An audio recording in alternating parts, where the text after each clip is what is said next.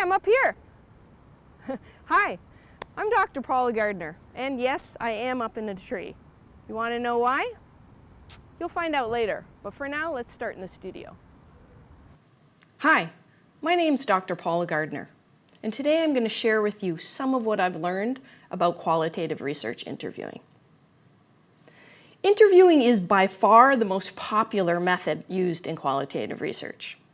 And I think part of the reason for this is because compared to some other methods, like visual methods or participant observation, interviewing is something that most of us feel we understand and we know how to do. You just sit down with somebody, you ask them some questions, right? And you're done. But we know that's not true. Think about interviews you've heard in the past. Interviews on television, news interviews on the radio, those that are awkward and frustrating and boring. It's not so easy. Interviews, good interviews, require training and preparation and real skill. Because interviews, we know, are not just about asking questions and getting answers. Anyone with kids knows this. Did you pour glue down the sink? No. Well, sort of. Well, not exactly. It's complicated, right? Both in the asking and in what to do with the answering. How we respond, how we follow up. Interviews are really complex spaces where data is not simply collected, but co-produced in conversation with other people. Interviews are opportunities for learning about a particular issue or a phenomena, and in many cases, we just have this one opportunity, this one time. So we don't want to screw it up. I'm a gerontologist, and I feel this need not to screw it up all the time. Because I interview people in their 90s, and as they remind me, every time I interview them, a redo or even a second interview is a goal, but not a given. So preparation is key. Preparing our questions, testing to ensure our equipment is working, these are all important. What's also super important, and something that we often don't take time to do, is to spend some time ahead of time being reflexive. Reflexivity means considering the assumptions that we have, that we carry into an interview, and how these could impact that interview. Awareness of our positionality in an interview is critical. This is about our position vis-a-vis the participant, who holds the power here, who's the expert. It's also about our position in terms of the topic. One of my first qualitative interviews was part of a study on homelessness. And listening again to those first recordings, it was so clear to me that I did not do this. I did not consider my positionality. And I can hear that so clearly in the way that I respond, in the way that I ask my questions, frustrated, maybe a little bit dismissive, and I cringe. I hold on to those. Those are good reminders for us. The choice to use interviews in qualitative research is all about alignment. We use them when it makes sense to use them, when they're congruent or they fit with our methodologies, our paradigms or worldviews, and also our own interests and abilities. For me, interviews make sense because I like talking to people. I know that I learn best from interacting with them. And my preferred methodologies are ethnography and phenomenology, and so interviews make sense. In addition to preparation and reflexivity, what makes a really good qualitative research interview? Listening.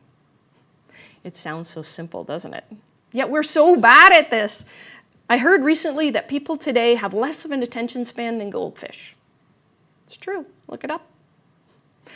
Listening, it turns out, is more than being quiet until it's our turn to talk again. To be effective, qualitative interviews require deep or active listening. We must be still and patient and alert. And we can't be afraid of pauses or silences. Indeed, As actor and writer Anna Devere Smith reminds us, we can learn a lot about a person in the very moment that language fails them. In the very moment that they have to be more creative than they would have imagined in order to communicate. Here they have to dig deeper than the surface to find the words. But we often don't let people dig deeper. Particularly as new researchers, we rush in to fill up those pauses. When we fail to bring our whole selves and to really listen in an interview, we do really silly things, like ask a question they've already answered, which of course is super annoying. We're missing an opportunity to probe something that is super interesting. I don't know how many times I've re-listened to my audio interviews and thought, you dork, you completely missed that opportunity. You should have asked more questions. You should have probed. You should have asked for an example. Krista Tippett, award-winning journalist and host of the podcast On Being, talks about this as generous listening, which I think holds all of the qualities important to a good qualitative interview. Generous listening, she says, is powered by curiosity, a virtue that we can invite and nurture in ourselves and render it instinctive. It involves a kind of vulnerability, a willingness to be surprised, to let go of the assumptions and take in ambiguity. The listener wants to understand the humanity behind the words of the other and patiently summons one's own best self and one's own best words and questions. One of the things I like most about interviewing is its versatility. There are so many different types of interviews: one-on-one, focus group, narrative, visual. And there's no right choice. We just have to make sure that whatever we do choose makes sense. That congruence. It has to make sense for our topic, for our research questions, our methodology, and also for what we believe is the best fit for us as researchers, which is why I use the moving interview. I was the kid who always had to try things in order to understand them. And while this did get me into all kinds of trouble, it never deterred me from trying to understand something by experiencing it. Like, how does gravity work? By falling out of a tree.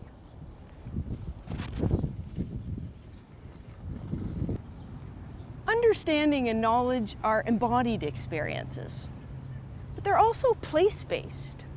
Places are social and physical spaces, and places, as we know, have a huge impact on our health. Moving interviews prioritize place-based and experiential knowledges.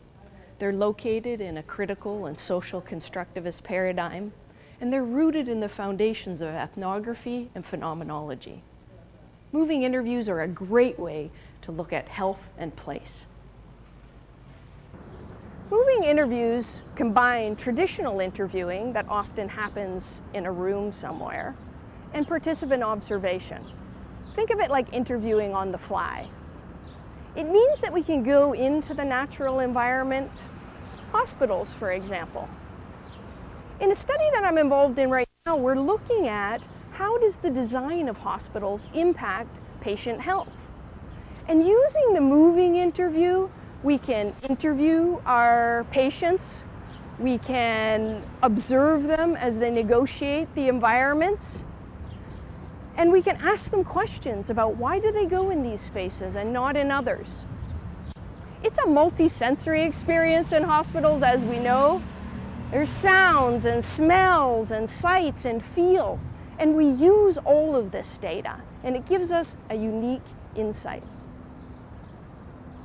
As well as place, moving interviews are really great for exploring movement.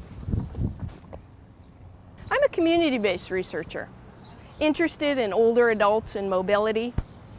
So I spend a lot of my time in neighborhoods, like this one.